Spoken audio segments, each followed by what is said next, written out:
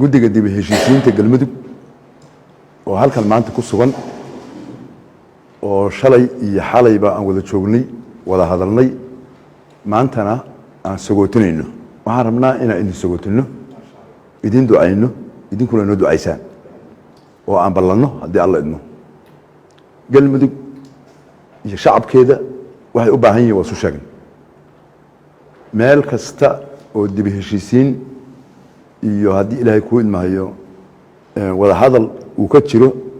oo galmudug wax u tarahayo soo dhaweynayo in la gacan la siiyo waan kugu baaqaynaa galmudug aan sadbursi lahayn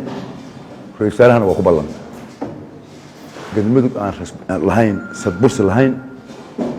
oo dhammaystiran in la helo 4 sano ismaqal la'aantii iyo sadbursigii jiray ceebteedii waa la arkay guddiyo waxaan iska codsanaynaa dib u heshiinta beelaha ugu horeysa inaad ku hogaamisaan cadaalad iyo dhammaystir iyo abaabul hal meel u socdo haddii alla yidhaahdo marka waxaan diiga guddoonsaynaa suldaanka warqadan invitationka rasmiga ahay oo aan beeshaan ugu yeerayno inay ka soo qayb gasho shirka waxaa ku qoran wax kasta oo loo baahan yahay tafaasiil warqadan ay ku qoran yihiin suldaan adiga oo wakiil ka ah beesha inteeda kaleetood ayaan ku guddoonsiinay insha Allah ilaahay subhanahu wa ta'ala waxaan ka rajaynaynaa in ilaahay idin fuudayo xulitaanka dadka Soomaaliyeed ma sahlanayn si sax ah oo dadku raali ka wada yahay